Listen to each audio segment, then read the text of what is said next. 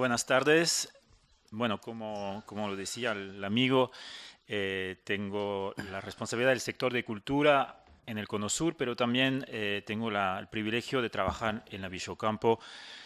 Ustedes saben que Victoria Ocampo fue una gran promotora cultural y especialmente la revista Sur ha tenido un papel muy importante en la difusión y en sacar de la sombra muchos talentos literarios, intelectuales de la región. Entonces yo creo que tiene mucho sentido y quería felicitar especialmente el Aladi de haber introducido, no es común, en un tema de la industria editorial, el tema de patrimonio, porque a veces hablamos un poco de los temas de maneras separadas y yo creo que si hablamos de libro, hablamos, como le decía a los oradores de la mañana, hablamos de identidad, hablamos de lengua, hablamos de diálogo intercultural y hablamos de integración regional y eso tiene que ver mucho con un patrimonio común. Bueno, la verdad es que yo pensaba cuando vino la LADI hablar más de la Convención de 2005, que es un poco la referencia internacional sobre el tema de justamente las industrias creativas, que de hecho todos los estados de Aladi han ratificado. Y cuando me dijeron, no, queremos que hables de patrimonio, me dije, qué buena idea de romper un poquito esa idea que de un lado tenemos las industrias creativas, culturales, del otro lado tenemos el mundo del patrimonio. Obviamente la biblioteca es muy importante en este sentido. En UNESCO, de manera muy extraña, le digo muy abiertamente, la biblioteca está bajo el liderazgo del sector de comunicación.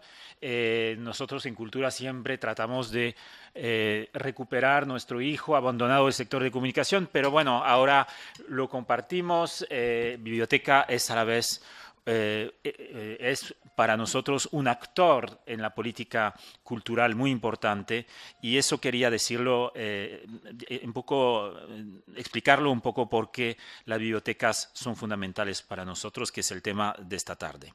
Y es un honor compartir con personas que saben mucho más que yo sobre el tema de bibliotecas.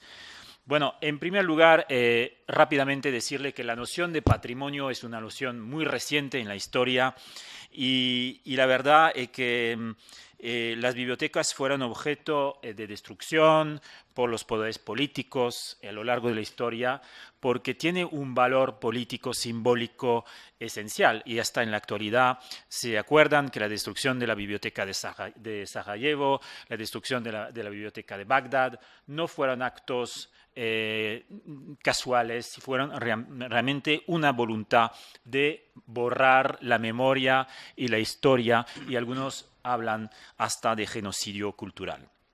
Bueno, entonces, ¿ahí qué tenemos para enfrentar esa situación? Primero, en la comunidad internacional tenemos hoy día esas 6 convenciones que están en la pantalla.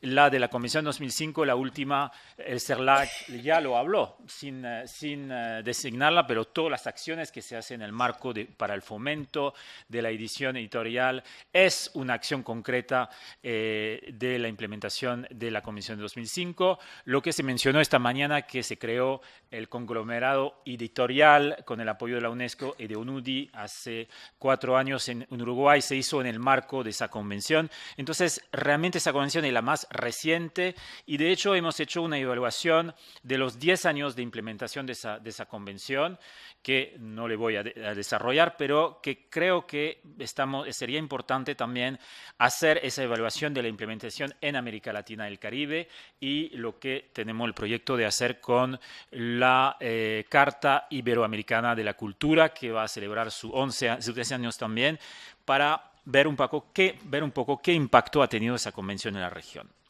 Bueno, las otras convenciones son muy importantes para las bibliotecas y la edición y el libro. ¿Por qué? Porque primero está la convención más antigua que tiene la UNESCO de 54 y sabemos, como le decía, que la biblioteca no es un lugar neutro, es un lugar muy estratégico de un punto de vista educacional, pero desde un punto de vista es un símbolo de la identidad nacional, y que también esa convención no solamente sirve donde damos una señalización específica con el escudo azul de UNESCO para que no sea objetivo de destrucción a las bibliotecas y donde las bibliotecas son miembros del Comité Internacional del Escudo Azul.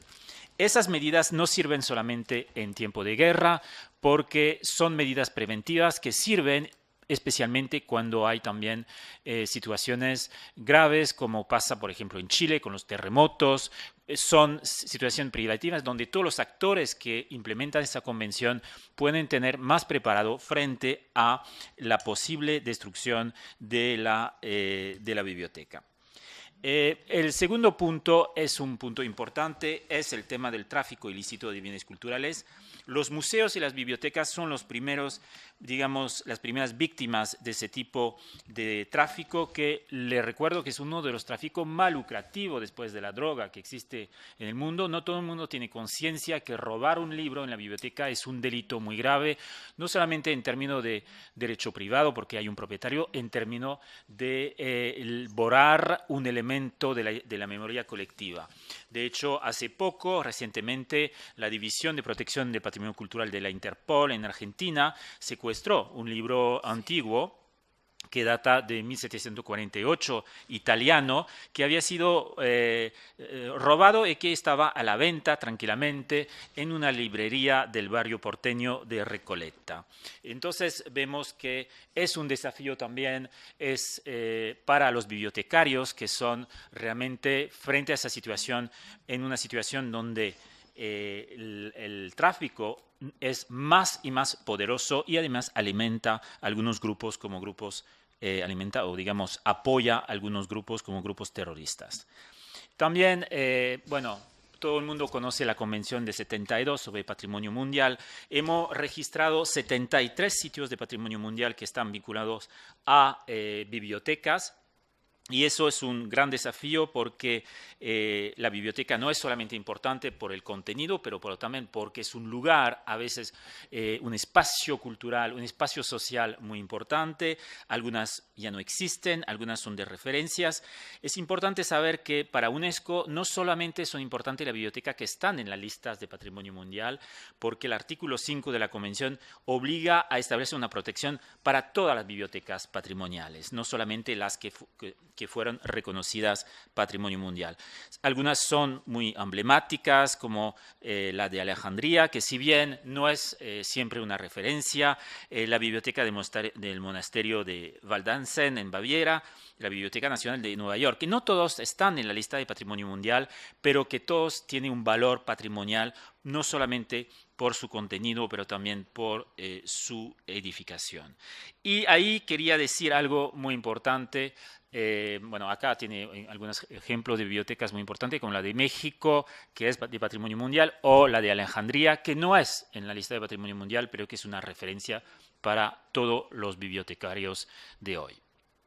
Bueno, quería hablar de algo muy importante cuando hablamos de las bibliotecas. Hay un elemento muy nuevo en las reflexiones sobre la función social que tiene, como tiene el museo, cuál es la función social que tiene la biblioteca. Y ahí es una reflexión sobre cuando analizamos un bien patrimonial, analizamos su autenticidad. Realmente la noción de autenticidad ha evolucionado. Y hoy la noción de autenticidad no está, digamos, solamente en la autenticidad de sus materiales, autenticidad de sus libros, autenticidad de su edificio, también autenticidad porque tiene un sentido para la comunidad, tiene un sentido para los usuarios, como se dice hoy. Y de hecho, si vemos el ejemplo otro, que sería la ópera de Sydney, en el valor universal excepcional que tiene la ópera de Sydney, no es solamente ese edificio fabuloso que es la ópera de Sydney, sino su función social que tiene de organizar espectáculos para la comunidad. La biblioteca también tiene una función social, es un espacio cultural muy importante. Hay un gran bibliotecario, Frédéric Barbier, que escribió un libro sobre la biblioteca que fue traducido al español hace poco, que justamente explica justamente esa función social y esa tensión que existe entre a la vez preservar el lugar, que es yo creo, el corazón de esa discusión, preservar el lugar y difundir. La biblioteca tiene esa atención perpetua, como lo tiene el museo, a la vez ustedes tienen que preservar, pero tienen que difundir. Entonces, esa atención es una atención fundamental, pero compleja. Bueno, eso es otro ejemplo. Quisiera también hacer hincapié en otro aspecto importante en términos de conservación en las bibliotecas, son el tema de los oficios. Obviamente, si estamos en una sociedad, y los oficios actuales y los que van a existir en el futuro, y acá hicieron mucho hincapié en la formación, en la capacitación, restaurar los libros, preservar el patrimonio digital en general, es algo que no se improvisa, son oficios complejos. Algunos países no tienen esa capacidad. Por ejemplo, me acuerdo que Paraguay o Haití no tenía ningún restaurador en papel en todo el territorio. Y sin embargo, el acervo que tiene esos países es increíble. Entonces, hay en las políticas públicas la importancia de hacer hincapié en el desarrollo de los oficios, mantener los oficios, que son tradiciones que se transmiten de generación en generación y que están previstos en la Convención de 2003 de UNESCO sobre patrimonio inmaterial. Ahí el vínculo con las bibliotecas es muy importante. Se mencionó los libreros, los archivistas y muchos otros oficios que hay que salvaguardar. Bueno, y último, que es muy importante, el patrimonio documental. Como lo decía, el patrimonio documental es el único que no tiene convención. No hay una convención UNESCO que está protegido por el patrimonio documental, pero sí tiene un programa absolutamente fundamental, que es el programa que ustedes conocen bien, Memoria del Mundo, y que de cierta manera permite una conciencia de esa memoria colectiva y documentada de los pueblos del mundo. Y también, de cierta manera, como estamos frente a ese diluvio de información que tenemos, de indicar un poco cuáles son los grandes textos fundamentales, cuál es la información muy pertinente para el usuario.